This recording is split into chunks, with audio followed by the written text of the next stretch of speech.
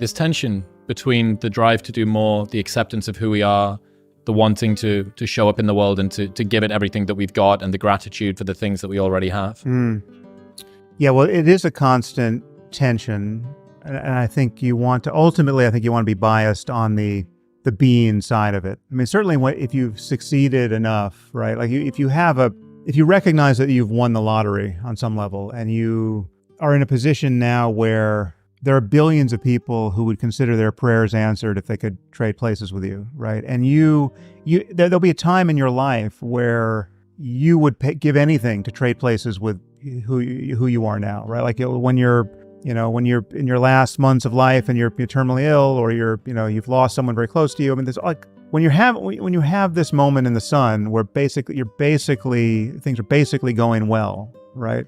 I think it's appropriate to have a module in your mind which continually pings you, which says like if you can't enjoy this, right? Like if this is going to be wasted on you, you're never going to be happy, right? Like this, you should be able to enjoy this part. Like this is dessert, right? Dessert has arrived, and whatever story you have about all the other things you might do or become, this is really like this is a wonderful life, right? So can you settle into this at all with your attention, right? And if you can't, I think that's the problem to recognize, right? Like if the thing you should want to become is someone who's better at recognizing the beauty of your life moment to moment, right? Now there's a paradox there that ultimately has to be overcome, right? Like the wanting to become more spiritual, wanting to become a great meditator, wanting to become enlightened.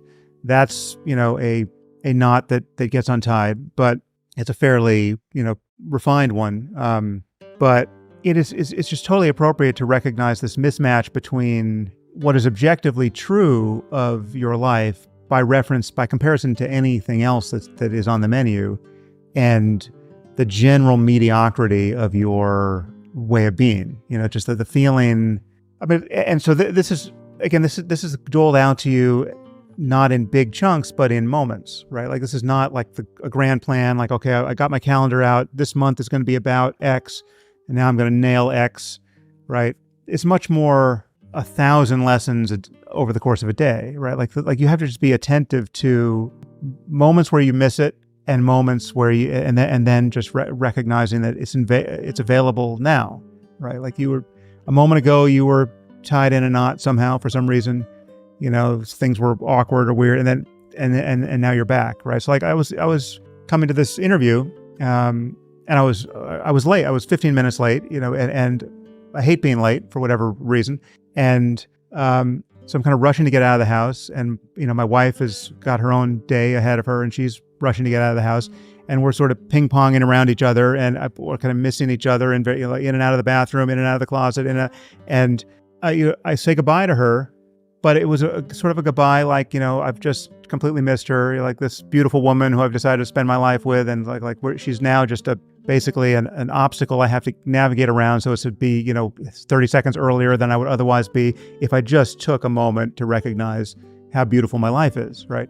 So I missed her, and then at the penultimate moment, as I'm grabbing my keys, I'm like, oh, here she is, right? And so I just stop her, I give her a kiss, and then I leave, right? And it's just the difference between finding that moment and not is enormous, right? And it's like the area under the curve could still suck a lot. It's like in the beginning, you might only have 20 moments like that a day, right? But the difference between being someone who never gets it clearly, right, and it never truly punctuates his busyness and ambition and disappointment and every other module that's been installed, with just clear contact with the beauty and sacredness of the present moment, that difference is enormous. And once you have those punctate moments, and again, this is a meditation by another name, then you can have 100, and then you can have 1,000, and then the character of your life can more and more resemble the true virtues of being,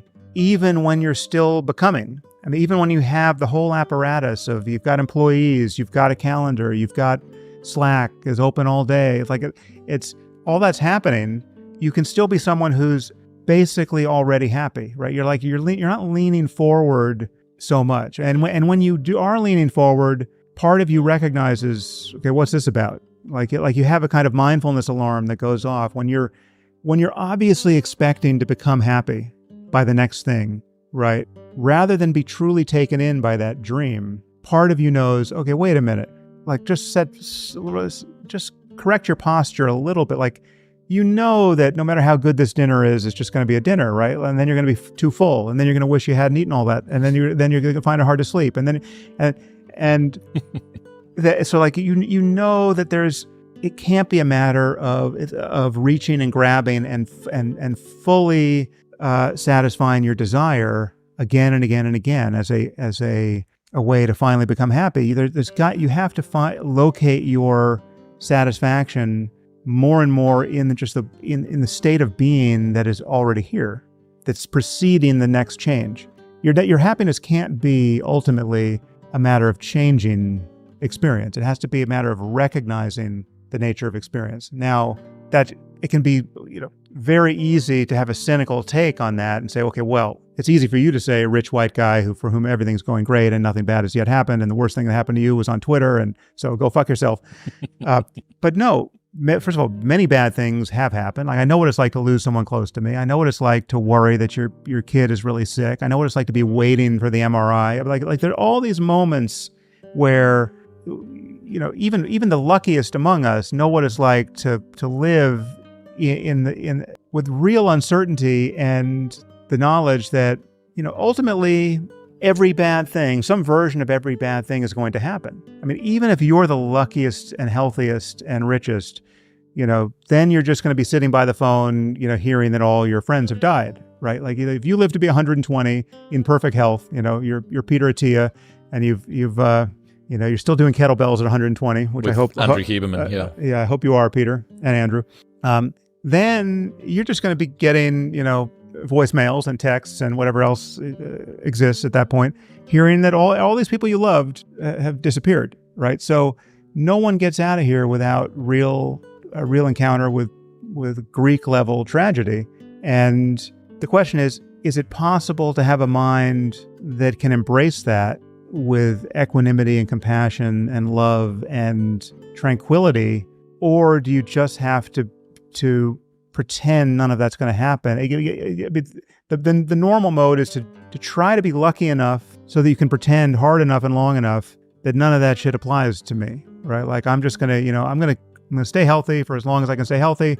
I'm not going to think about cancer until somebody has cancer. It's like I'm going to extract as much pleasure as I possibly can in the moment. And, look, that Bugatti over there is mine, right? So it's like, at best, that's impermanent, right? Even if that was as satisfying as someone could pretend, and we actually know it's not, and you can know that from the inside, the more you have those experiences, it's impermanent, I mean, it's like at a certain point, Andrew Tate is going to be the 80-year-old with bad tattoos, right? Like, it's just not, it's like, it's not, it doesn't scale. Like you need another gear. And there are many names for this. I mean, wisdom is one name, spirituality, enlightenment, awakening, meditation. I mean, all of these concepts, psychedelic experiences, all of these tools and concepts are triangulating on a part of the map where